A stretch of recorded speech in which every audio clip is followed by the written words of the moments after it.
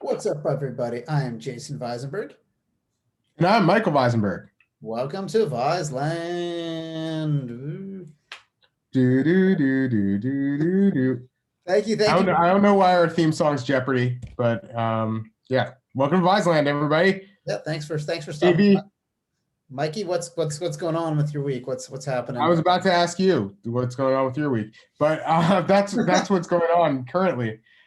But yeah, it was snowing today in Portland, and yeah, just went for a nice hike to Council Crest, a little bit of Washington Park, and got a lot of snow shots, and it was a interesting day. It was snowing and yet like not freezing, which is weird.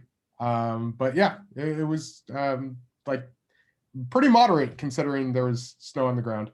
How is everything going in Los Angeles? It was an LA winter day, about 50-ish. So people were getting a little concerned. No, it's supposed to rain throughout the week here, but that's not the big thing in LA. Obviously, that's going on and happening as the date of this recording is it is the 1 year anniversary of the passing of Kobe. So obviously, super insanely sad. And we have been watching. I know personally, like I've been watching a lot of Kobe highlights, and I know like ESPN did a big thing on him as well, and it's just reliving some of those moments because yeah, it was pretty epic. Yeah, And if I was smart, I would have worn something Kobe, which I've done many times on Viseland.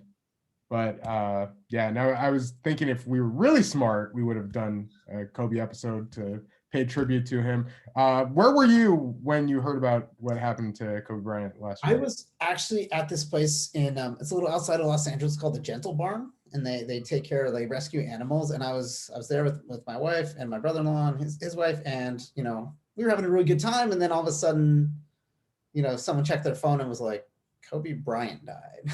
Yeah, And then it was just a holy.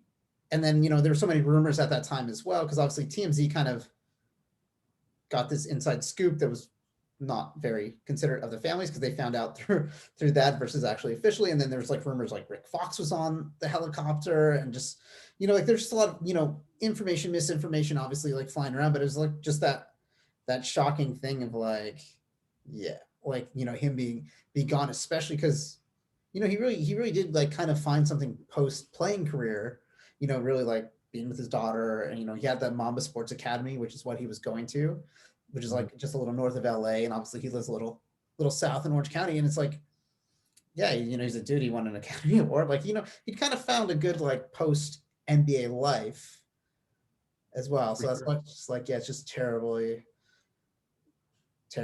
yeah. And it's and I think of myself, and I know you, like in our basketball careers, quote unquote, like he was definitely a big player. Like when I was coming up in you know end of grade school, middle school, that yeah, like you watched things he did and you wanted to copy that.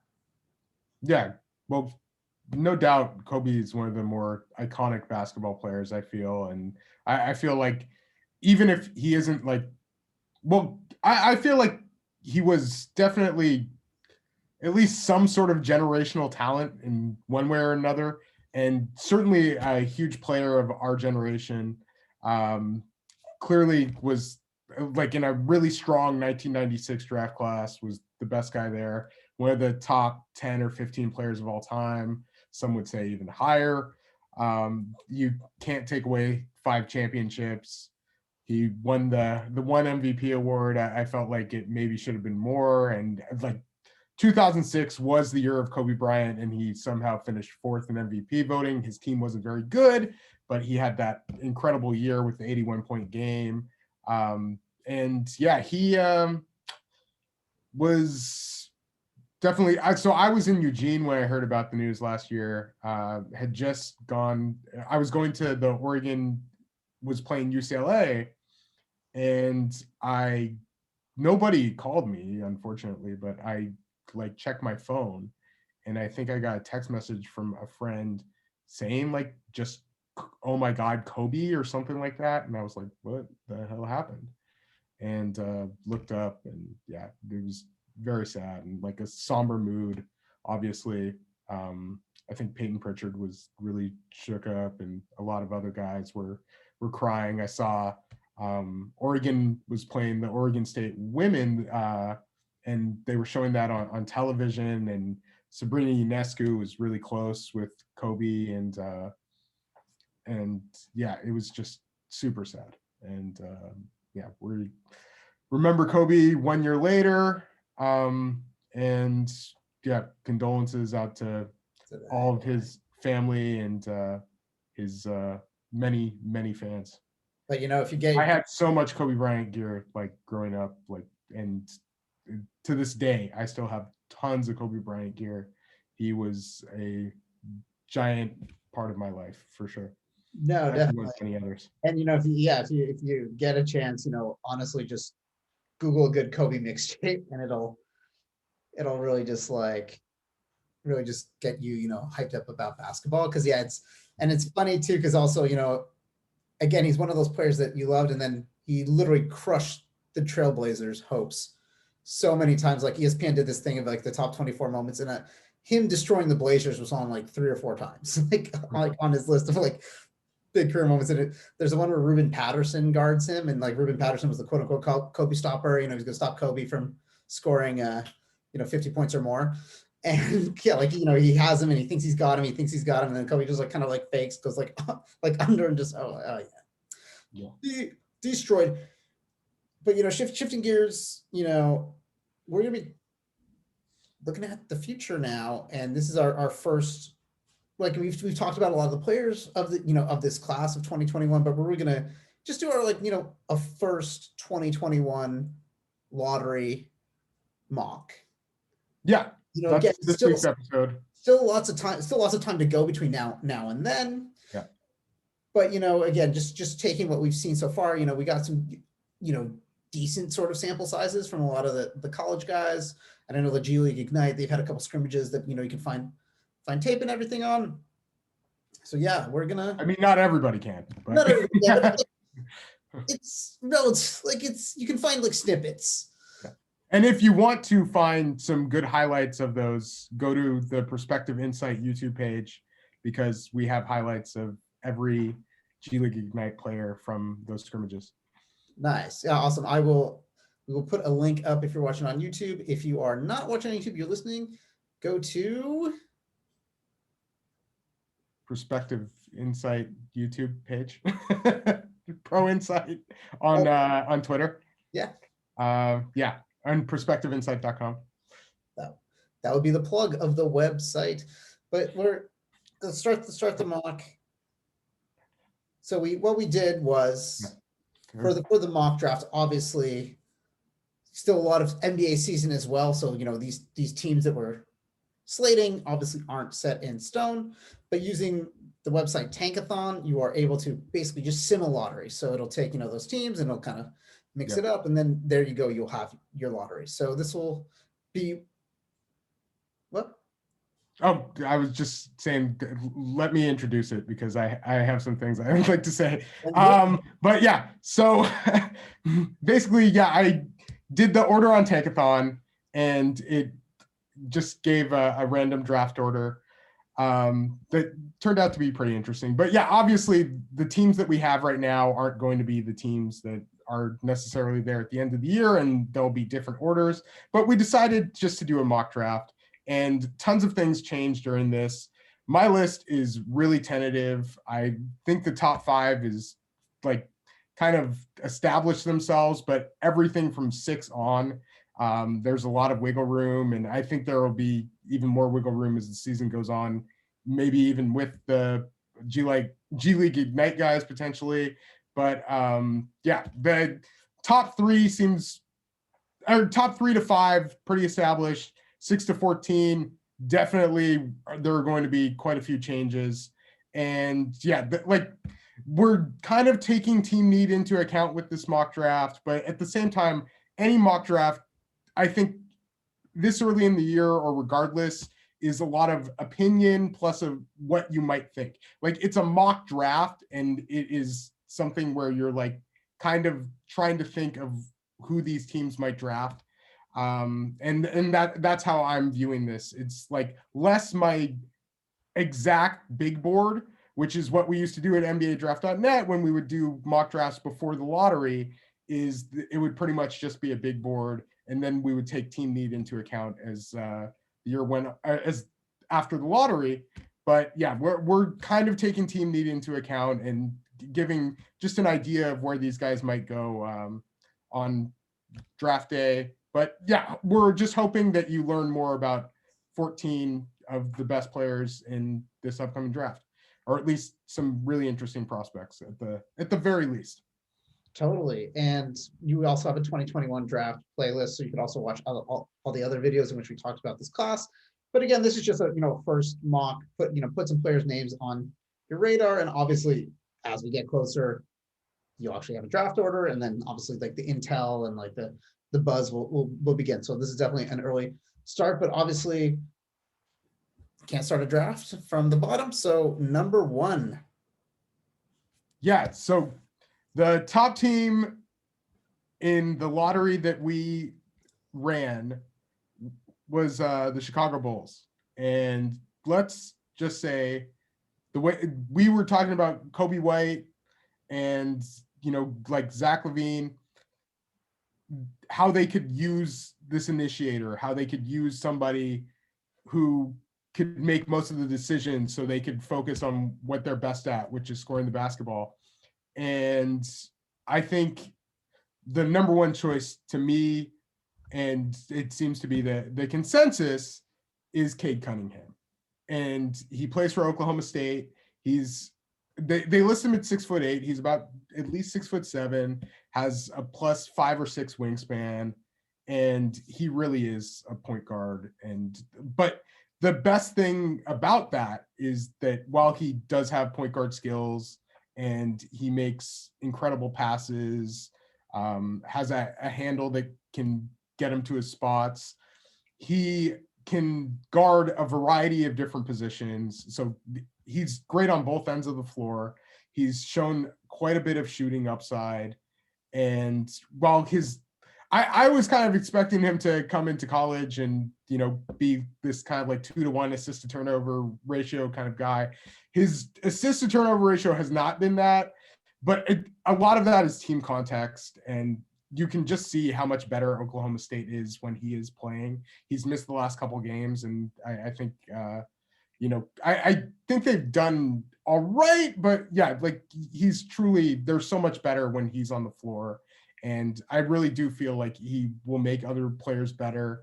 And he's a guy that has the ability to score 20 or 25 points a night. And I think that's likely what he's going to do eventually, but he really is like a pass first, try and make the best play kind of player, with just a tremendous court sense, great basketball IQ.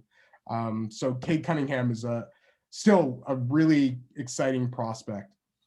And I think he's been, viewed as the number 1 player in this class, like RCI number 1. And obviously I think he's the kind of player that teams, regardless of, even position need, he's a first pick type player. And yeah.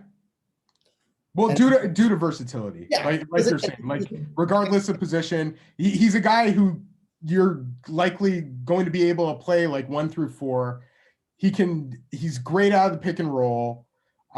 He has been really good as far as shooting pull-ups and, just great around the basket. He definitely posts, I've seen a lot of the, games where he's posted a lot of the smaller guards that are on him as well. Oh yeah. Well, they're going to have a really tough time because he's so strong as well.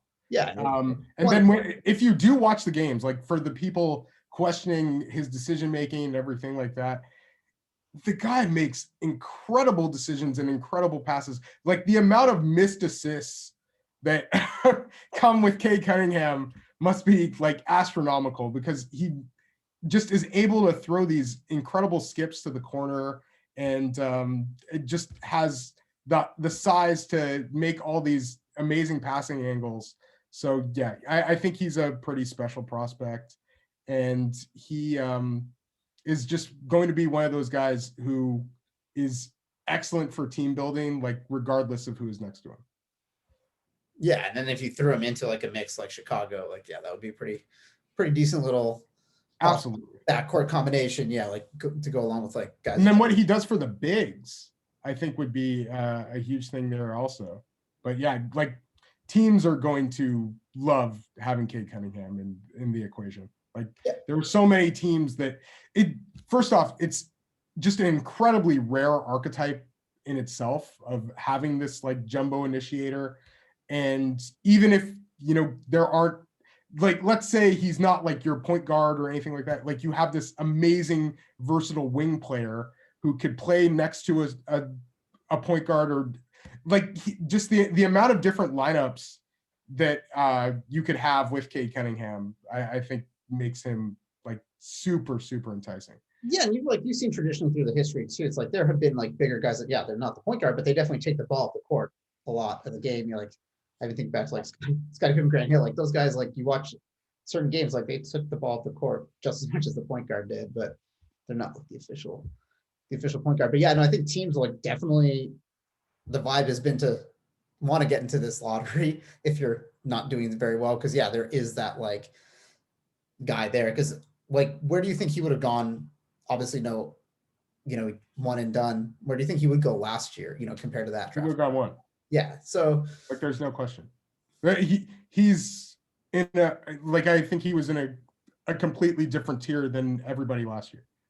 And I think even, I think the question in this draft was how many players would have gone one if they had entered the draft last year, because you had quite a few guys who were possibly able, like, so let's just move on to Evan Mobley, because yeah, like that would have been another guy who I think would have been absolutely a possibility at first pick last year. He was somebody that I was saying, because he's actually younger, or like a couple months older than Anthony Edwards.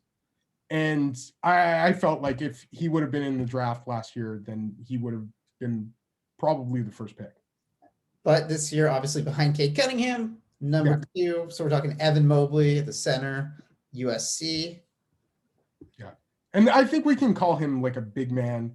Like he's, I know I'm a guy who, as much as the NBA is, becoming positionless and everything like that, like I'm usually somebody that gives like an idea of a position that a player is likely to best excel at. And Evan Mobley, I think, will most excel at center, but he's a guy who I think also gives you like a little bit of versatility at either big man spot. Like he's somebody who, even if like Minnesota had the second pick in the draft, like he is somebody who I think Karl Anthony Towns would love playing next to, and could guard power forwards and like gives you this defensive versatility. So Evan Mobley is a fantastic athlete. He's about 7 feet with like a 7'4", 7'5" wingspan. He is a little on the skinnier side, like with high hips than Cade Cunningham. So he's a little skinnier. Yeah. Oh, he definitely, yeah. So he, but yeah, like Cade, he's like a tremendous passer. He's shown a lot of good things, like as a shooter, and then his finishing around the basket has been fantastic. Like offensively, he's looked really, really good, and it is tough. Like I'll say this with Cade Cunningham too. They both have Cade's brother is an assistant coach for Oklahoma State, Cannon, and Evan Mobley's dad, Eric, is an assistant coach for USC, and both of their teams are somewhat brutal to watch. If it weren't for these like fantastic top 2 prospects, and so at times like you're just like, why don't you get the ball to Evan Mobley like almost every time down the floor? But yeah, he's just, what he's been able to do has been pretty impressive on both ends of the floor. As I said, like shown a lot of potential as a shooter, is a fantastic finishing around the basket. And he is somebody like, who you're, really like intent on as like a pick and roll player, as a, like, an off ball cutter.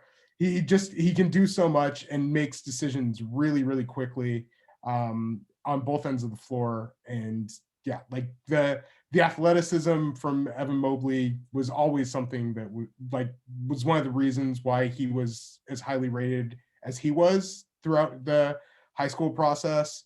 And I know many people were kind of down on Evan Mobley. I think partly because he's a big, but he really he didn't have some dominant senior season of high school basketball. He had a few situations where he went up against Hunter Dickinson, and Hunter Dickinson kind of got the best of him. And, you just he, I think has put a lot of the wonder about, his assertiveness to rest with his play at USC so far. Yeah. And you look at his per 36 minutes here, we're talking 3 blocks a game. So that's definitely nice. So, but ultimately you think he ends up more ideally in that kind of 4 spot for somebody versus being a true center? No, I think he can play either, but I would prefer him to play center.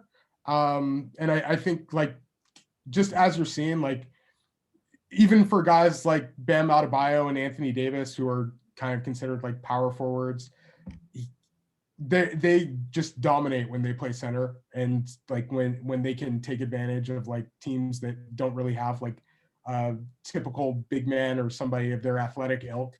Yeah. So that's kind of where I see Evan Mobley. So yeah, I just think he has that versatility, and I think that's another reason why he's so highly regarded, is that you have this huge lineup versatility when you're a team that drafts Evan Mobley. But yeah, I see him as a center, and if I had to pick one position for him, it would be center. But if he has to play next to a center, I think you're in a very good position there as well. Well, and you've seen a lot of bigs anyway, some of them get brought along a little slower anyway. So, he might do kind of a off the bench thing at first. I don't think so. Yeah, this isn't one of those situations, I don't believe. I think he's a guy you play right away. He doesn't need that same level of I guess the repetitions that other players might need. I think he's so far advanced in just how he sees the floor, and I think he's going to be an impact player right away. Nice. I liked him when he and James Wiseman played each other at USA Basketball. I preferred Evan Mobley even back then. Well, and obviously you said he would have gone number 1 last year, so that would have been ahead of James Wiseman. So yeah, definitely. But good to see a big guy come off the board too, because you look at a lot of the rest of what we have, and it's not going to be as much front court centric. So it's kind of you have to get it while you can. But who do we have coming in at the number 3 pick? Number 3, we had Minnesota Timberwolves get the spot, and I went with the hometown kid, Jalen Suggs. And I just think that I know people will look at Minnesota's roster and see all the wings and guards. You see Edwards. I feel like everybody there is expendable, and as much as I hate to say, you want to make Karl Anthony Towns happy, but let's say Karl Anthony Towns wants to leave and you just want to start it all over again. I think that's a very real possibility that they might be facing. So you just go for talent, and you go for, I think another factor is going for somebody who wants to be there. Yeah. And Jalen Suggs is from Minnesota. And he, not only that, but he's been fantastic. He is somebody who just has great instincts on both ends of the floor. Yes, he's playing in a context which is incredible for him at Gonzaga. He doesn't have to have the similar I would say Cade Cunningham is slightly overextended. Evan Mobley, I think, is even slightly overextended. I don't think Jalen Suggs is really that much overextended. He has a guy who started 2 years at an SEC school as his backup point guard. He has Joel Ayayi, who's been a fantastic player. Then he has 2, as we said earlier, All-American candidates, and Corey Kispert and Drew Timme. So yeah, he's playing on a great team, but he's been great. And he's been a fantastic passer. The shooting's kind of leveled out a little bit. Like he started off at a ridiculous pace there, but he's really confident there. And like, I think you kind of believe in him as a shooter at this point. And just, yeah, like he does have, it's more 2-foot athleticism than anything with him, but it's impressive. And like he has vertical pop, and then just his ability to see the floor it's great. And he's one of those guys who's going to make like the right pass, he's going to make the right rotation, he has a great instincts in the passing lanes, he's had some like highlight block shots like for your point guard. Like his physical tools aren't like out of this world. He's about 6'4", like +1 or so wingspan. So he's not like huge, but yeah, like for considering he's kind of like this combo guard, I think you can eventually see him as a point guard. Like, and his handle is something that gets kind of harped on. But I think there's certainly ability there. And then I just think he stretches the floor so much as a passer, and as we're seeing as a shooter.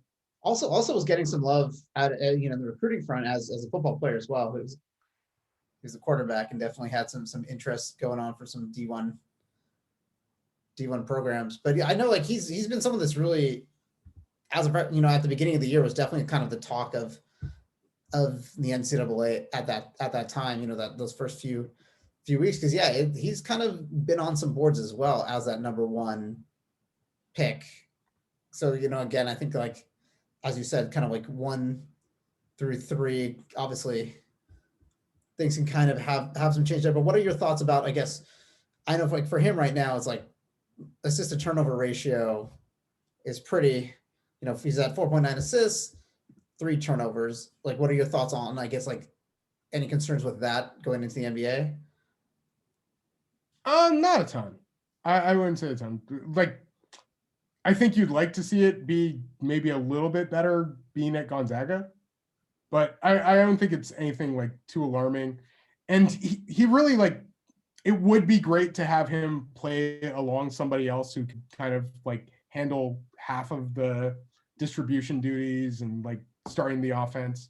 But yeah, I think that he just, I see the smarts there, and I don't think that's going to be anything like that's, I don't know. I'm not like intensely worried about his decision making. And yeah, I just think, I think the thing I'm maybe a little bit more worried about is like just how much of his offense has come in transition. And I think you'd like to see him be like a little bit better, like as an off-ball shooter.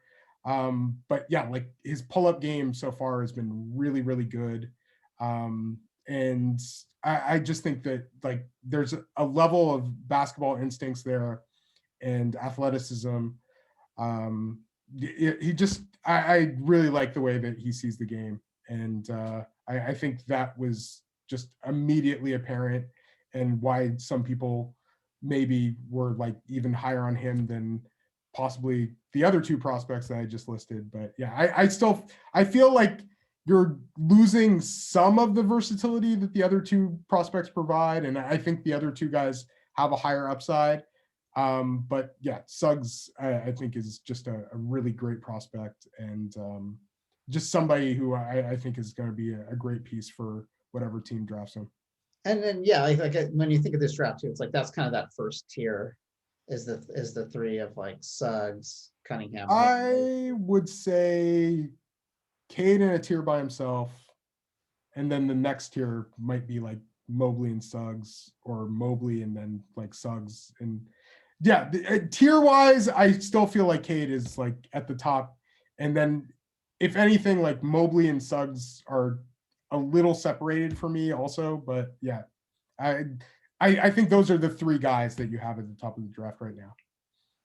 Nice. So moving out of the top 3, who do we got going number 4? So we had the Charlotte Hornets drafting 4th, and the player that I have them taking is Jonathan Kuminga. Yeah, like this kind of an interesting choice considering they have players like PJ Washington and Miles Bridges. But I feel like Kuminga is just, he's an interesting player. And in the G League scrimmages, which I've gotten to see some of them, and he is just, I think with his athleticism, showing some ball skills, and even showing like some of that shooting ability, he was the best player on the G League Ignite through the first two scrimmages, and I just feel like he's kind of definitely, I think the more highly regarded from what I've heard from NBA people thus far as well, between he and Jalen Green. And what do you think? Like, what are some things that you think he's going to show off? With a little bit more G League, because like the G League obviously might be going to the bubble with the Ignite. They are going to the bubble with the Ignite. Yeah, he is. I think the things that he's going to show are that he can like score in bunches. He is a big mismatch, and then he just has like the physical and athletic tools that are really impressive. Now the age thing, I think, is something that people will look at and say like, oh, like he's also one of the youngest players in the draft, and I don't know if that's the case, but I think you kind of at least have to say like, yeah, like he certainly is a very talented young player, has some ability to put the ball on the floor. You'd like to see a little bit more passing and some of the defensive instincts as well, but yeah, he was always just like, he had a performance against Cade Cunningham in the EYBL where he scored 43 points. He scored in the 20s in both games for the G League Ignite, and just really stood out with like his ability to get off the floor, his creation, and even like his cutting as well. Nice. And do you think like like obviously outside shots, something that he's working on, you think he's going to have that to translate? Yeah, like that's obviously what you're hoping, and yeah, like that's going to be a big thing to look at for him. But I think that he certainly, like when you look at some of the players that we have coming up with shooting being a question mark, I don't think his is necessarily like, I would guess I would feel a little bit more confident in him shooting than maybe some of the other like kind of combo forward players that would be coming up in the draft. Awesome. And then moving along, who do we have at number 5? Because we have another G League Ignite player go number 5. So 5 to the Pistons, we do have Jalen Green. And for the longest time, Jalen Green was considered like the top player in his high school class. Cade Cunningham and Evan Mobley will kind of move back and forth with him. But yeah, he's an incredibly talented scorer. Just has so much athleticism and burst. Like he's really high level.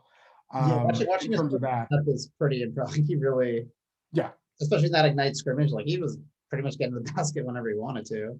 Yeah, he did get there a lot. That's for sure. Great and like really good in transition. I think his shooting potential is kind of the bigger thing rather than his being like a consistent shooter. So yeah, you'd still like to see exactly how well he shoots it from deep. But yeah, he has range. I also, his ball handling has been something that has greatly improved like with time, but he still there. I feel like he's a little loose with his handle at times. But the big thing with him is beyond scoring. Like you want to see what he does as far as a passer and decision maker. Like he is about like 6'5" or so. I know they list him at 6'6". I still am not sure if I believe that, but like 6'5" with like a 6'8" wingspan or so. And he's always been really skinny. So they list him at 185 and he's like maybe like 180. But yeah, just a talented athlete. Really like just quick with the ball in his hands and quick off like he just like good off the cut and good off the slash. And I think, I'm kind of hoping to see a little bit more from him as a playmaker. And I don't think that's a big part of what you saw from him in the first two scrimmages from G League Ignite. And do you think like he ends up being more of that, like combo guard versus like ever being like a pure facilitator? I see him more as a wing. But yeah, like if he can even be like a secondary facilitator, I think that would be a really nice thing. But yeah, in terms of Detroit, like drafting him, they're a team that is in need of talent. And I just think he has the athleticism and like, I guess the profile, the upside, because he has this gigantic following too, like to the point where if you put up a Jalen Green tape, it's probably going to get more views than a Jonathan Kuminga tape. So yeah, he just has this big profile, but I also think he has the athleticism to back it up. Like there's a lot of potential there. I think he has a decent chance of shooting. He was really good. Like I know in the U17s, he was named the MVP. He played U19s with Cade Cunningham, and Evan Mobley was, I think, hurt for a majority of that. I believe Jalen Suggs was on that team too. But yeah, I think kind of struggled with his shot, but really great in transition. He's going to be somebody that I think scores in the NBA. But just how good he's going to be depends on what he does as a decision maker and as a defender. Awesome. Well, it's cool that, the G League Ignite's kicking off with like getting some guys into the lottery, and maybe, in future years, we're going to continue to kind of see this motion, at least like be competitive to college. Mm-hmm. And at least like, and also, if guys do go pro versus going to college, it's easier to watch their games here than, some of those games overseas, of course. And then who do we have at number 6? I know the team we got is the New Orleans Pelicans. So I have New Orleans. This is where things get a little bit tricky. And I kind of had a few players in mind here, but it's New Orleans, and you have Zion Williamson. You want somebody a little bit different than who they have right now. So you're building around Zion Williamson. You signed Brandon Ingram to a long-term extension. I have them taking Keon Johnson from Tennessee. Keon is going to be a prospect that I think people are quite divided on at this point in time. And he's still very much like a prospect as opposed to like, this ready to go player. But I think there are things there in terms of his ridiculous athletic ability, his defensive intensity on the ball and even off the ball. That I think are worth taking a gamble on. So yeah, I know 6 seems like a really high spot to be taking this kind of gamble. And Tennessee obviously started the season very late. Keon first came off the bench, but he's been playing regular minutes for them. Like as we had mentioned, like had kind of like a rough like first game, like when we talked about him for the first time. But since then, he's been doing really solid. You're still kind of wonder about his ball skills and as a shooter, but I think I see upside like on both angles there. He's not going to be a primary initiator or anything like that, but I just think that he's a piece that you can have alongside some of the players they have in New Orleans, and also gives you like that level of athleticism and defense. And like to the point, like I just think that he's going to be able to play off of these guys.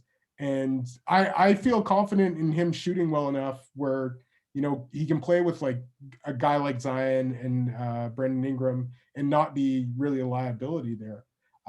Along with having his like fantastic athleticism that fits in with a lot of the players that they have in New Orleans, or gives them a little bit of a different look on the wing.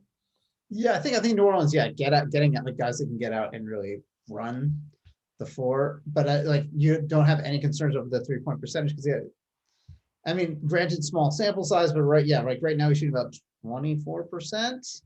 Yeah, I do have concern. Because because again, I think part of it, yes, you want guys that could run the floor, but then also, when the game, of course, slows down in the playoffs, Zion's obviously going to take it up. People are going to come in on him. You're going to want to kick it back out. I feel like to me, shooting is such a, not that it's never not been a thing, but it's so important now because there's so much just drive and kick that is happening.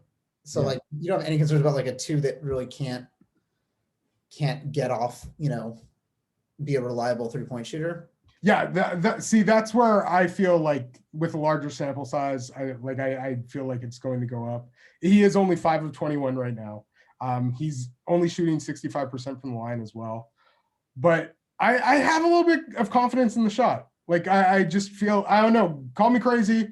But from watching him at USA Basketball, I just feel like there's certainly a chance that he could be a decent shooter. I know this is a little crazy to have him this high. And I did actually switch him around with this next player. But I just feel like while the next player isn't exactly similar to Nickeil Alexander-Walker, I saw a lot of kind of similarities there.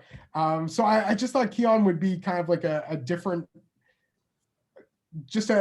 look. And I have some confidence in his being able to eventually make corner threes. And, he's been actually shooting pretty well as a pull-up shooter on a very small sample size as well. So yeah, I'm not as worried as one typically would be about somebody shooting 24% from three. I'll just put it that way. Hey, as long as you're not worried. No, but not as worried. I'm still a little worried. And again, for him, still, obviously pretty small sample size, but definitely probably more on that prospect, probably not coming in and starting. Yeah, that I think after as we've seen with this draft class, not too many players starting right now. It's probably going to be the first few guys that are starting, and then some of the other players, it will take them a little bit of time. But yeah, Keon Johnson's a guy who I'm pretty confident will be a starting wing eventually down the line. Nice. And then the person you switched him with, we have Oklahoma City coming in at number 7, the first of their upcoming 8 million picks. Yeah. And Moses Moody, with he and Keon Johnson, I think the major differences there is while, Moses Moody, I think also is, he's bigger. So he's 6'6", has about a 7-foot wingspan, playing for Arkansas right now, is the better shooter of the two. No question there. But I just don't see that same level of athleticism. So that's what I'm slightly worried about. And they played on the same team actually at USA Basketball when I saw both of them. And Keon was the one who I found a little bit more impressive. While you could be more confident kicking it out to Moses Moody, I was just really impressed with Keon Johnson's instincts on the defensive end, his ability to make things happen. But I think Moses has been really good there as well.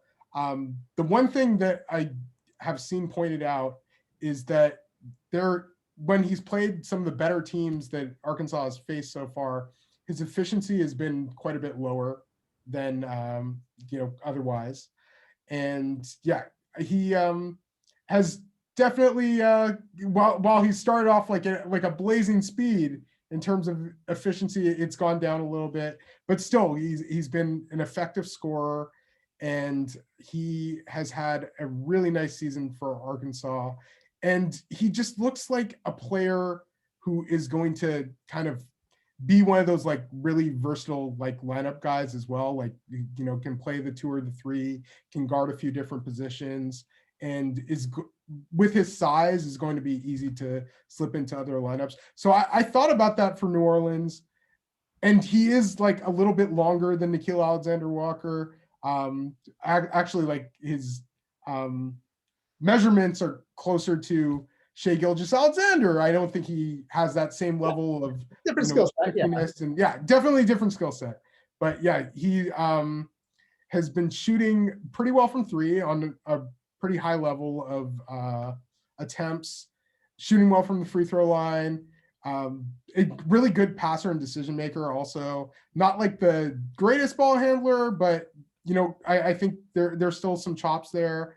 And just in terms of his like play in transition and everything like that, like I think you see kind of like he doesn't have that same level of burst or like quick step that Keon Johnson has, where I think that's why I would lean maybe a little bit more like on my board, like Keon Johnson over Moses Moody at this point, but they're pretty close to each other. And I think they're just both going to be really effective wing players.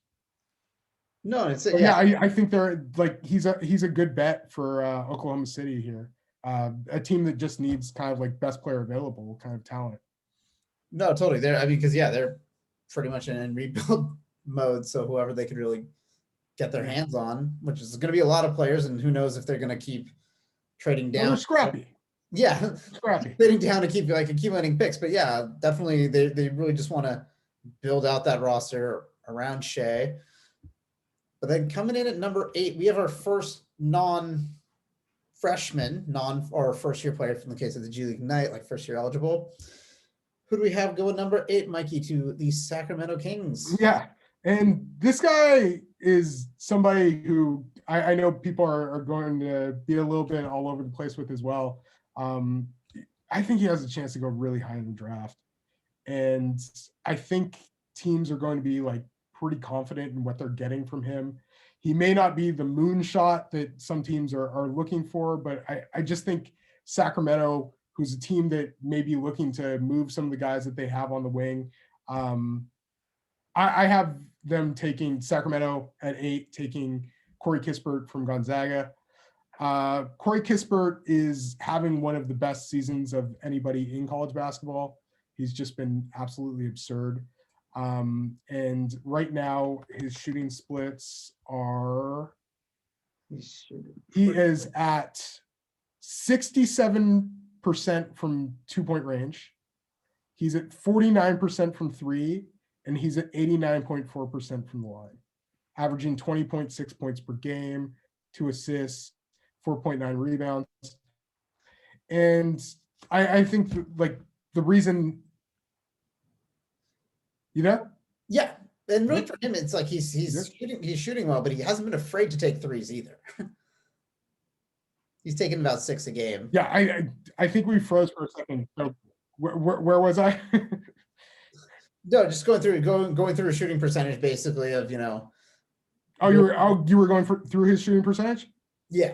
Okay. Yeah. He's shooting it really well, and he's not afraid to shoot it either. He's taking 6 a game. He's shooting 49%. Yeah. Well, it's also the shot versatility too. Yeah, and he's been someone that obviously increasingly more playing time, and now being a senior at Gonzaga. But for him, like, I guess, where do you see that, I guess, increase of draft projection? Because I think when we talked about him earlier in the year, he was kind of in that like almost like 20s kind of positioning. I think it's just because people have seen how valuable it is to have somebody who, if you really believe in them as a shooter, then I think that value is just tremendous. And like, he's just been so effective. So if like, for instance, like you have a guy like JJ Redick who goes 11th in the draft, like it was 2006. And I'm guessing if you did a redraft, like he might go even higher. Yeah. And if you have somebody who you're that confident in as a shooter, who you're that confident, first off, Corey Kispert he's not like an amazing athlete or anything like that, but he's no slouch. He's also big. So he's like 6'7". He doesn't have a huge wingspan, but he's strong. He's killed it in transition. He's able to put the ball on the floor a little bit as well. So yeah, I think that's kind of what it's. Part of it is how well he's played, and part of it is the uncertainty about the other players as well. And as we will mention, or we have mentioned, and we will continue to mention, the draft is really volatile, and players at one point will look like they have a certain range, and then at another point, like there'll be some movement because of what they do or what somebody else doesn't do. And that's something I've learned through years of following the draft and years of being involved with a draft website where you'll be like, oh, okay, yeah, like this guy is going here, and then it changes. So yeah, Corey Kispert is playing so out of his mind. So right now, in terms of spot up shooting, transition play, and as a pick and roll ball handler, he is in the minimum of the 98th percentile in all three categories according to Synergy. Like, that's ridiculous. And yeah, right now he's in the 95th percentile just in terms of jump shots in general. In terms of runners, he's in the 90th percentile. In terms of catch and shoot, 86th. In terms of jump shots off of the dribble, pretty low sample size actually, but he is in the 99th percentile. The guy can really shoot the shit out of the ball. Now, you may be thinking, I'm guessing you'll ask me this, Jason. Does he remind you of Sauce Castillo? And there are parallels. Like, we won't lie and say there are parallels, but I think he was stronger than Nick Stauskas. And I think there maybe was a little bit more shot versatility there. And then maybe I don't know, because Nick Stauskas wasn't terrible off the bounce, but yeah. I just think maybe like with the ability to guard wings, I think you would maybe have a little bit more confidence in Corey Kispert, whose defense isn't out of this world, but still is very good there as well. And for a Sacramento team that is kind of looking to maybe add like some shooting or like a nice wing next to De'Aaron Fox and Tyrese Halliburton, I could see Kispert being a possibility. Nice. And yeah, it's awesome to see, again, like someone like this also flying up the board, because yeah, it's a proven kind of archetype in the league of someone who could just shoot. Yeah. And I know because Joe Harris is a Washington guy as well, and he was a huge influence for him. And I think you see a lot of similarities there. And Joe Harris just was signed by the Brooklyn Nets for close to $19 million per year. And I think that's I don't know, like you may see like Kispert as like the safe pick, but I think it could be a good pick also. Yeah, I think you're getting, like immediate value. That's for sure. Someone that possesses like a superlative skill, which is, the ability to just come in and shoot. And like, yeah, like defense. He'll be the shooter of the draft for sure. Yeah, and like defense, like obviously like he's never going to be a defensive stopper, but I mean, serviceable is good enough because again, he's giving you what you need on the other end of the floor. Number 9, we got Oklahoma City coming back again with, you're going to hear these names a lot in, drafts once you talk about teams, because Oklahoma City has made a pretty nice little stockpile. Who is your thought for another player to add to that Oklahoma City contingent? Yeah, I love, and I think the player that I would have 6th out of anybody here, but just couldn't see him playing with Zion Williamson, is Scottie Barnes. And so Scottie Barnes, Florida State, they list him at 6'9". I think he's about 6'8", but he has a 7'2" wingspan, measured with a 9-foot standing reach as well. I see Scottie as more like a 4'5", but he has like wing and guard skills. The one skill he does not really have is shooting off of the bounce. And so that's a little scary. Well, I'd say free throw shooting too. I mean, for someone that you want to be aggressive offensively. Let's just say shooting. Yeah. Let's just say shooting in general, Jason.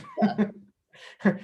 Because beyond shooting off the bounce, yes, he's actually shot 32% from 3, which is the same as Patrick Williams' shot. I'm guessing Scottie is a slightly lower sample size, but he's shooting some threes. So I like the fact that he's at least shooting some threes, and they haven't all looked bad, but some of them have.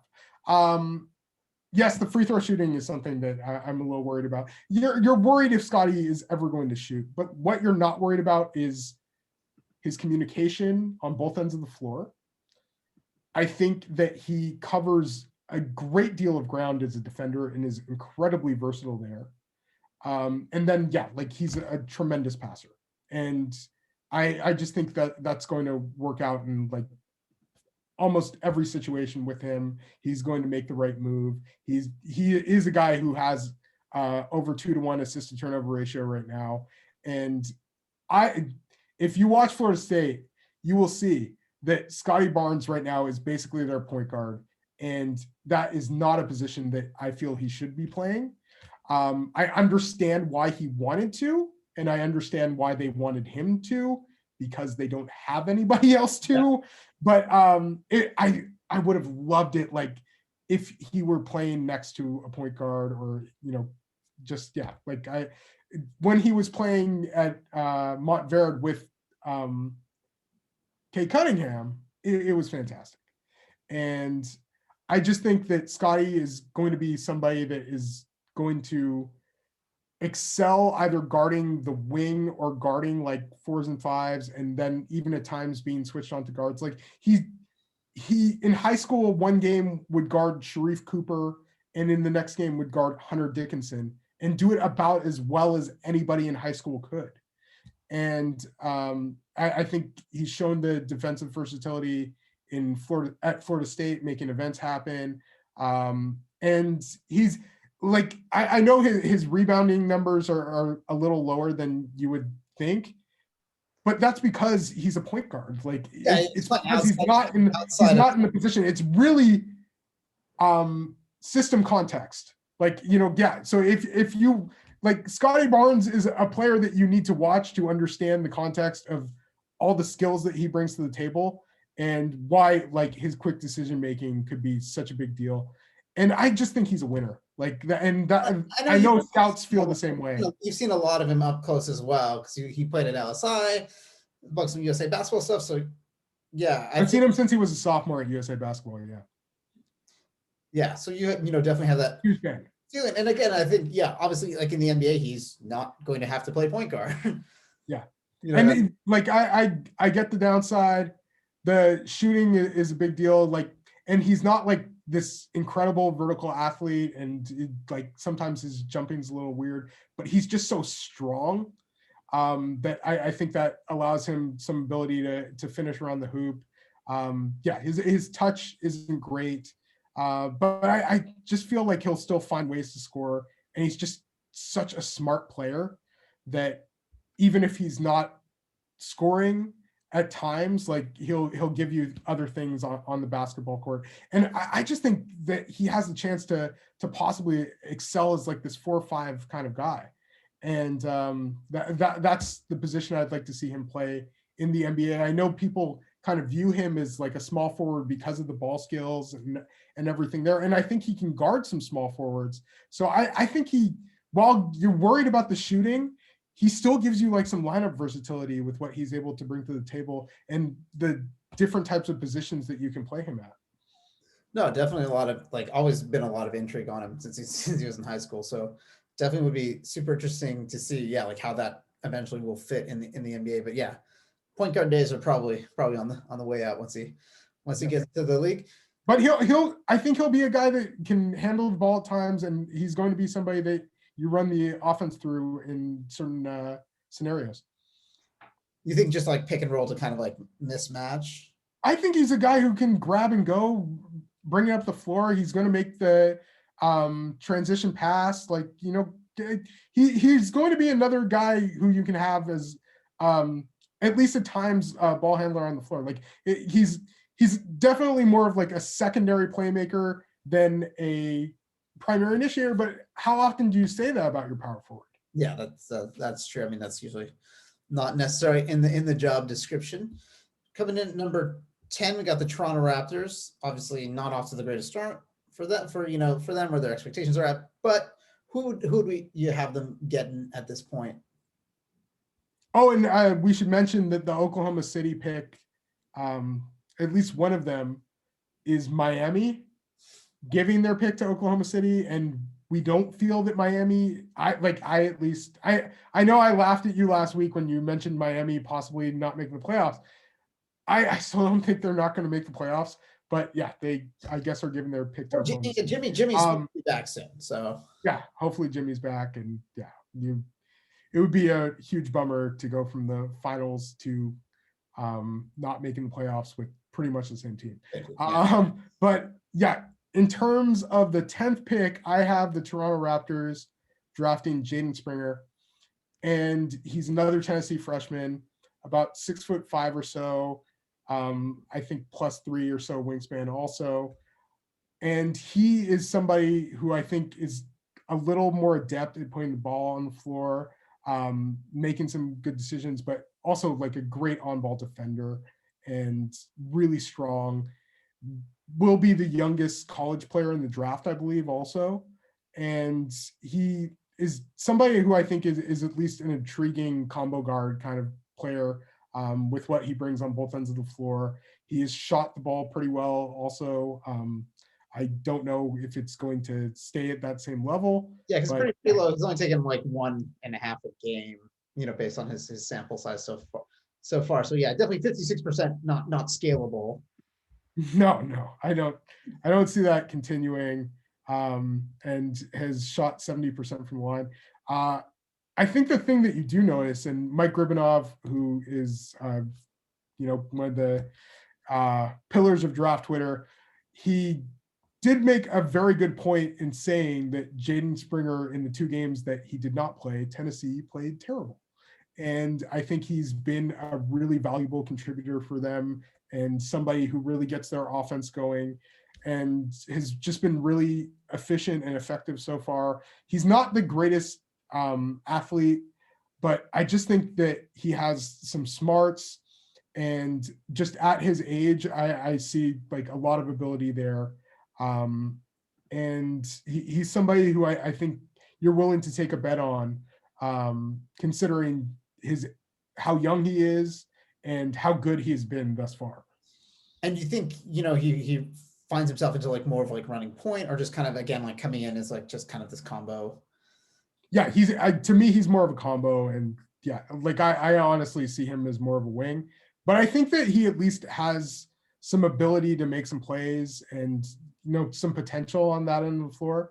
Right now, in terms of assist to turnover, it's nothing incredible. Yeah, it's pretty. I think there's at least like some ability with him as a ball handler, and to potentially get into his spots and really make life difficult for smaller guards.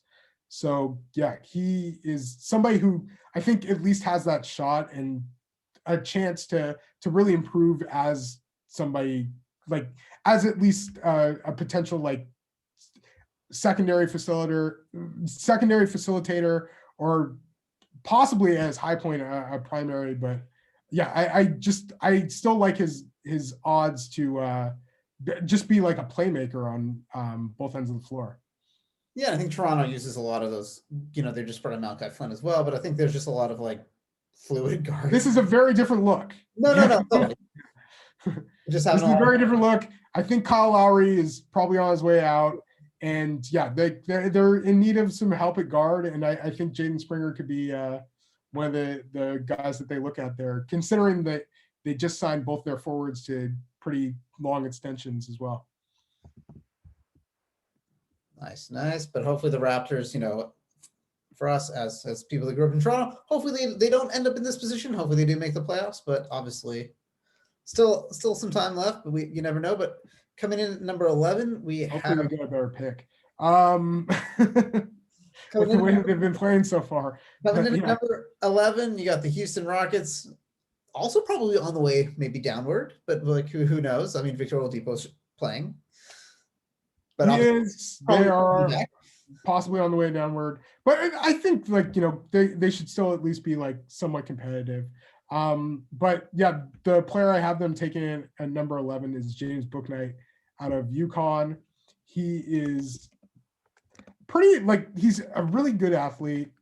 But I think the thing that he's just shown most this year is his ability to, get buckets. He's somebody who has some explosiveness near the rim, but has really improved as a jump shooter. And he's somebody who I think if Houston, like, I don't see Victor Oladipo staying with Houston. Oh no, totally. Yeah. That's I very slim chance of that. Yeah. So James Bouknight is somebody who I think will step in and kind of be like that nice athletic scoring guard. And I at least has shown a bit more. So he shot at around 82% from the line in his 2 years at UConn. He has shown just like some really great things as a shot maker, and with his ability to score off of the bounce. So yeah, he's somebody that I've really liked amongst these draft prospects. The big thing with him was the game against Creighton, where he had 40 points, and he is just a kind of an intriguing upside play to me. No, totally. When you look at like his ability athletically to get up, he's one of those players. It's funny when you watch his freshman highlights, he's one of those guys. It's like you kind of miss seeing him in that college basketball environment where the fans are there, like when he hits that dunk and everyone's just going like insanely crazy. So it's kind of sadder to see that, in an empty arena. But yeah, definitely someone who's pretty springy and just kind of nifty at, his ability to just get baskets, doing what it takes to score at this point for UConn.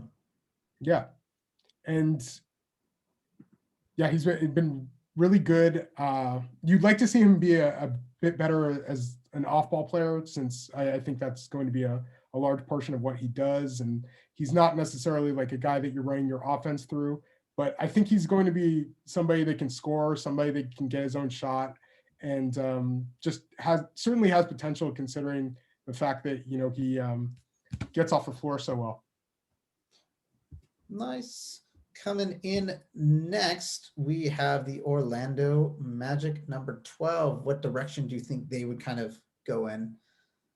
I have them taking Ziaire Williams out of Stanford.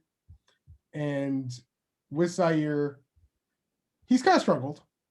And I think part of that was I know he had a bike accident early in the year. So he hasn't been exactly what you would expect, and he's shooting under 40% from two, only 32% from three. But there are definitely qualities there with him as a scorer, as somebody who I think is going to be able to get his shot off on a consistent basis. And then the other thing is that there have been times where his movement on the defensive end has been really, really good, and he can bring you at least some versatility there. And I see him being a shot maker, and being somebody who you wish he could play both forward spots, and you kind of more see him as a wing because of his lack of strength. And he's a guy who, he gets knocked off position quite a bit, and he'll fall on the floor at the slightest bump. But yeah, you see the talent. I also think he makes some really good decisions also, as a passer. No, he had one I think it was he was doing it under the basket out of bounds. He put it off the defender's back, but also he had that one on under the basket out of bounds where he just came up and just dunked, just dunked it and put it up for him. Yeah, there are times where he moves really well and he'll give you that vertical explosion. But yeah, he also at times, I don't know if you recall his first game, but he was in transition and he just completely back rim shanked a layup, and you're just like, what is happening? Why did that just happen? And I my front rim to dunk too.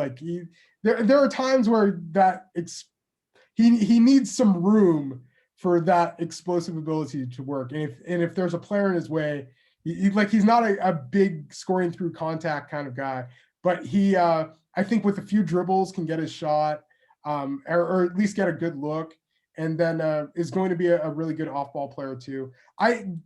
He's somebody who I think you have confidence in shooting, and quite a bit of, and is also 6'8". Just there are times where he just the touch looks so soft too. So yeah, I think that's why I still have some confidence in Ziaire Williams being a pretty good player. And I think Orlando would finally get a guy who is a legit wing kind of guy, rather than the two power forwards that they have, at least in terms of offensive players. I think would excel more at the power forward spot, with Jonathan Isaac and Aaron Gordon. And then you have this other, potential shooter and versatile defender in Ziaire. Nice. And then coming in at 13, we have, of course, lottery favorites, the New York Knicks. I'll admit, I'm still not completely sure of what to do with this guy. I'm not exactly sure how I feel about him. And I was in my talks with people, he's a polarizing prospect already. But he is also absolutely electric. And I think there is some rare ability there where I thought he was kind of interesting with the Knicks. And he's somebody that we're going to have to do an even deeper dive into eventually. But I have Sharife Cooper going to the Knicks. He just was eligible for Auburn. Super small sample size. Just started. Small sample size of the year, but electric sample size. He's been so good. Yeah, it's his watching his highlight tape is one of the most fun. I think he's the most fun individual player in college basketball. He is if Cam Thomas isn't I think it's unfortunate because they'll have different kind of span of games, but yeah, he and Cam Thomas are fighting for leading scorer in the NCAAs or amongst freshmen, but he is also one of the NCAA's or would be if he had played enough games, one of their assist leaders. He's a tremendous passer. Yeah. And he no passing and just not just it's good, and then it's also good and entertaining.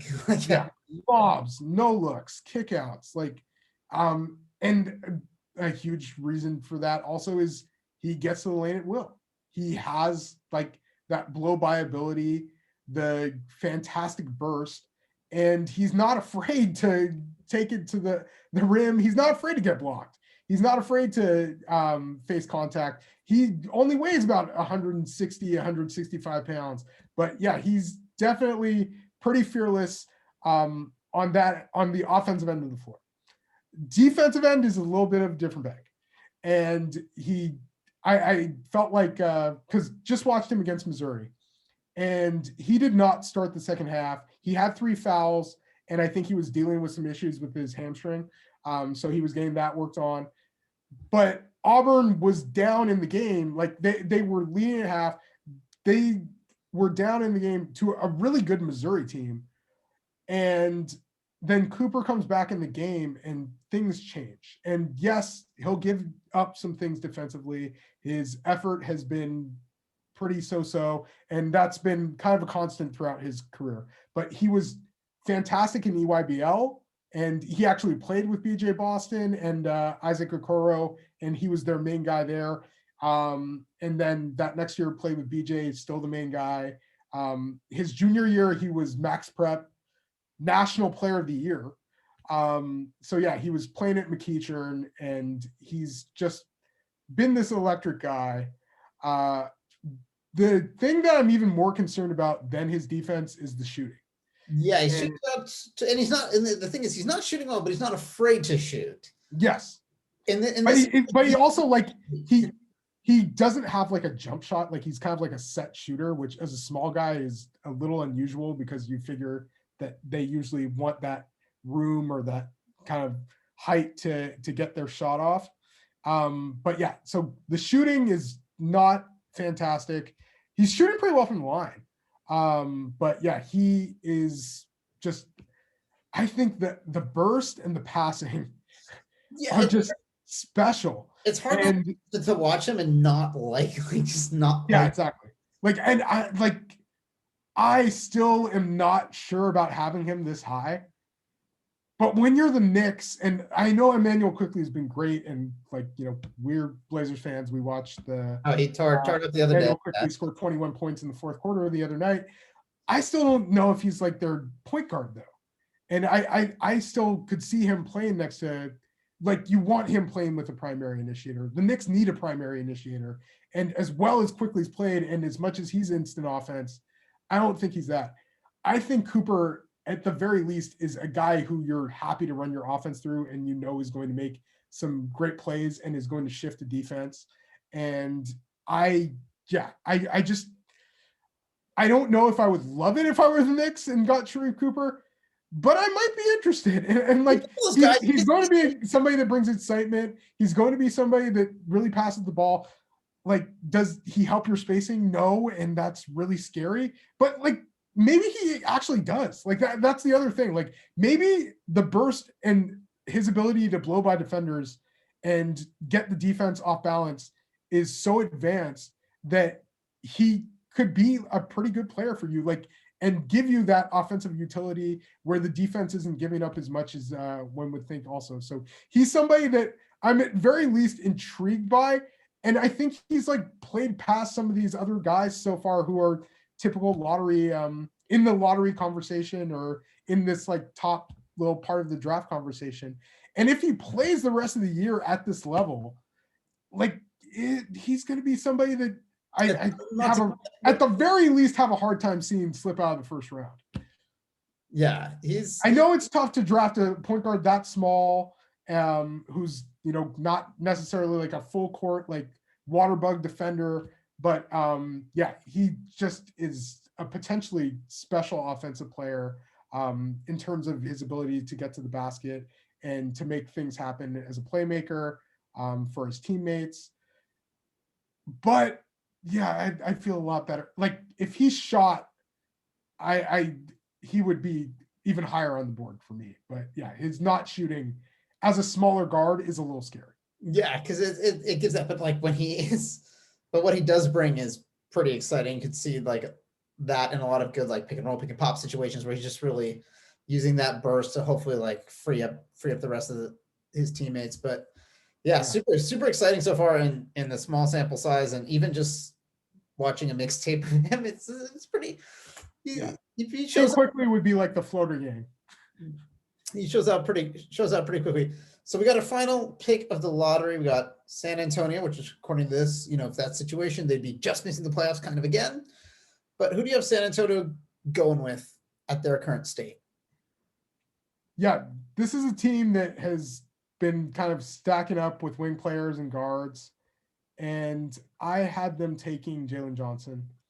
And Jalen Johnson is his freshman season at Duke has been kind of a trip. He's obviously Duke's season's been weird in general too. Yeah, probably. He went down with an injury and people weren't sure when he was going to come back. And he comes back and he has this fantastic game against Pittsburgh where he's kind of firing on all cylinders. And then the next game, he's pret's pretty hit or miss. But he fills out the stat sheet though. When he does show out against Pittsburgh, that was pretty. He's doing a little bit of a lot. Yeah. Duke had lost their last 4 games up until this current one with Georgia Tech, where I think Jalen Johnson had a good day as well. But yeah, his game against, starts off the season against Coppin State, 19 points, 5 assists, 19 rebounds, 4 blocks, 7 turnovers also. So yeah, that's the other thing. The assist to turnover ratio is a little surprising to me. because I really liked him as a passer, and I think that he has some quick decision-making ability. Can put the ball on the floor also. Good slasher, and yeah, he's somebody that I think you're at least comfortable like putting the ball on the floor a little bit, making some decisions, like out of the high post. But yeah, shooting's always been a big question mark with Jalen Johnson. But I just see him as like this power forward who gives you that like dribble and pass versatility, quick decision making, and I think will find ways to score. Isn't like the worst athlete, and I think like has something there, is strong. So yeah, I kind of like him as a potential like finisher, and I feel like there's something there with him, and yeah, he's just a player that size who can give you that kind of like versatility and like as a playmaker, and even like defensively. He's somebody that's really intriguing to me. Like, yeah, you look at that Pittsburgh game. We're talking that game. He actually had 0 turnovers, but he fouled out. But we're talking 24 points, 15 rebounds, 7 assists, 2 steals, 4 blocks. Yeah. So he's getting pulling it up a lot. Yeah. So obviously shooting, definitely you want to bring up, based on where he's at. But I think just his ability to provide a lot of versatility. He has an incredibly small sample size right now, but he's actually been good at catch and shoot. And that's something that you would very much like to see continue. Hasn't really done much off of the bounce, like as a pull-up shooter, but that was always an area that was kind of a major question mark. Also been a great cutter so far. And, that's another thing with him playing off ball. But also, like, when he has the ball, will make some good decisions, can make some passes that like are pretty rare for a player that size. So yeah, I as much as I'm sure San Antonio would love to have somebody that can shoot from the 4 spot, I just think Jalen Johnson would be an interesting look with the current roster that they have and all of the wings that they've put together. No, it's funny, and they're also their front court, like LaMarcus, like there's transition kind of happening there as well, so that good spot to slide into. And then who are some obviously this was 14 picks lottery. Who are some other guys that are kind of like knocking on that door, kind of like looking and fighting for those spots? Yeah, so guys like who I would have had in the lottery before the season. Let's talk a little bit about like BJ Boston and Greg Brown, who I think I'm a little bit lower on, but are guys that still have some really positive qualities. Boston has just really struggled in terms of efficiency at Kentucky. Hasn't necessarily been like when you looked at him at Sierra Canyon and for AOT on the EYBL circuit, you saw this guy who just was dynamic off the bounce, was a creative finisher. You felt like could score from 3 levels. And then you also like really liked his decision making at Kentucky, where they could use somebody to really like be a primary initiator. He hasn't been that. And then he's really struggled in getting his own offense in a majority of the games that he's played in. He's shooting an incredibly low mark from the field. Functional strength has been an issue, but shooting has been just a giant issue. I think for Kentucky, not to mention Kentucky in general has been. It has, but I think like he hasn't necessarily like made it easier. And yeah, like I think he might be one of the reasons it's been an issue, as opposed to like having to blame everything. And certainly it's not a perfect situation for him, and you'd like to see him playing with like Sharife Cooper or Cade Cunningham, or having him next to somebody. But yeah, the shooting I think is something that you were hoping he would provide that he hasn't. So he's really struggled there. He still like has those creative finishes and uses like the length. He has that like 6'11" and a half wingspan. He's about like close to 6'7". So yeah, like I think there's still something there with BJ Boston, and I can't get too low on him because I still think he could be like a good wing player eventually. And once he builds the strength, and I don't think he's going to shoot this poorly forever, but he is somebody that I've definitely lowered on a tad. And his play at Kentucky has been definitely a little of a downer, and something where you're kind of worried about how high you had him in the first place, considering his level of efficiency there. With Greg Brown, now you could say like you expected this from Greg Brown, but he's intriguing in some ways. But there's a statistic that I have a really hard time getting past, and currently he has 1 assist and 30 turnovers after tonight. Yeah. They played Oklahoma. They lost by 1. He had an unfortunate foul to foul out of the game. He did make a 3-pointer. He had some athletic plays. His rebounding has been really impressive. Like he has close to like a 20% rebound percentage, and he's shown some good things on the defensive end, though I think still some awareness there. But yeah, in terms of like ball handling and stuff like that, like he's somebody who's really like kind of like wing sized, and he is like, I don't think you're really afraid of him playing at the NBA level as a 4 because he's such a ridiculous athlete, and he's not like super undersized, but his size isn't ideal. And I think you were hoping for wing skills. And while he's been like shooting a ridiculous rate of 3-pointers, like his 3-pointers per possession are pretty high, he's still not shooting very well. And then yeah, like the decision making, obviously, like the 1 to 30, like we were talking the other night, and I brought up Yanka Dare, and I like my ultimate hope, because I think Yanka Dare finished his NBA career at like a 1 to 24 assist to turnover ratio, and I'm hoping that Greg Brown like gets a few more assists to get past this. But it's kind of crazy.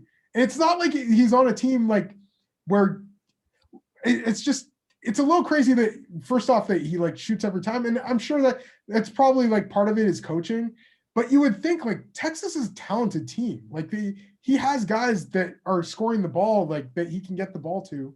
And you would just hope to see like a little bit more high level decision-making. And I know assists aren't everything, but that number just is crazy to me.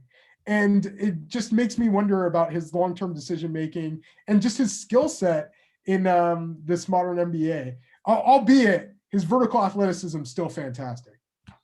And then just a sidebar on that, Yanka Dare, name I have not heard in a very long time.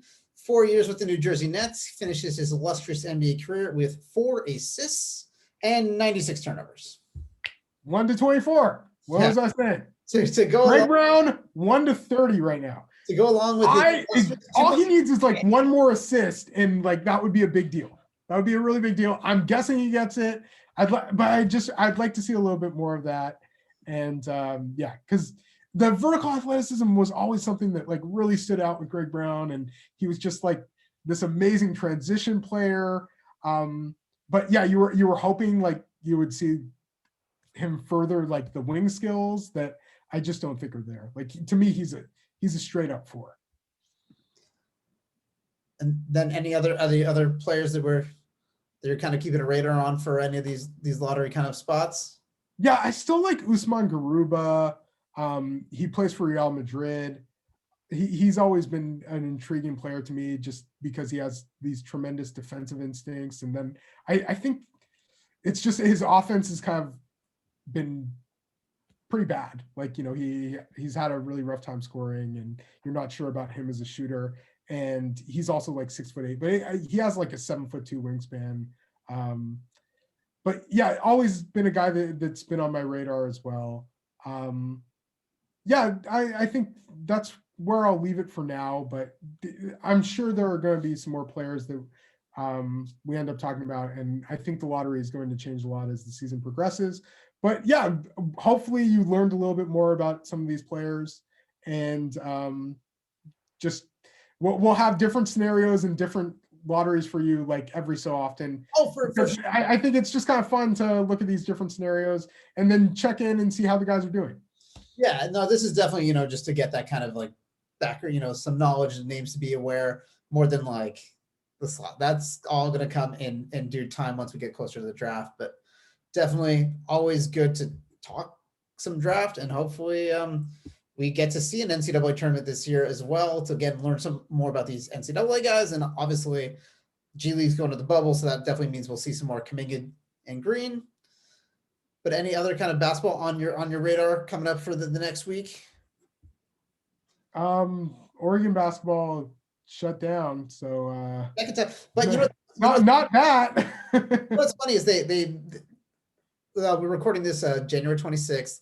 They announced it much earlier in the day today. I was watching ESPN later tonight, like later this evening, and they're like advertising Oregon UCLA, and I'm like, even on the app, like the ESPN app, it says it's postponed, but they're like, oh, come for the Pac-12 action. I'm like, yeah. I guess I live close enough. They must have filmed it before. I live close enough to UCLA. I have enough Oregon gear. I will go get 4 people, and we'll represent the best way we can. Don't. Nah. How about just stay at home? I will probably also just stay at home because I had to do a lot of that. Just stay at home is the advice from the Viseland podcast this week. But yeah, we had a lot of fun doing this, and are hoping to do a number more. We have some more content coming for you next week. I am NBA Draft Mikey B on Twitter. He is at J Visenberg on all platforms. You can follow the pod at Viseland. You can also email us at viselandpod@gmail.com. And we have really appreciated everybody who subscribes, likes, shares, comments. We love interacting with you. I know that I love talking about basketball. I know Jason loves talking about basketball. This is like a great thing for us. So yeah, if you guys have anything you want to say, if you have your own thoughts on where we have people in the lottery, if you're Utah Jazz and you feel like you won't trade your pick and not draft a big man anyway, just let us know. And let us know who you're feeling, who you're buzzing on going in the draft. That's always absolutely appreciated. Yeah. But let us know why it's crazy to have Sharife Cooper go that high. That's another thing. Watch the tape and try not to get hyped. But thank you guys so much for checking it out, and we will definitely catch you all next week. Thank you so much.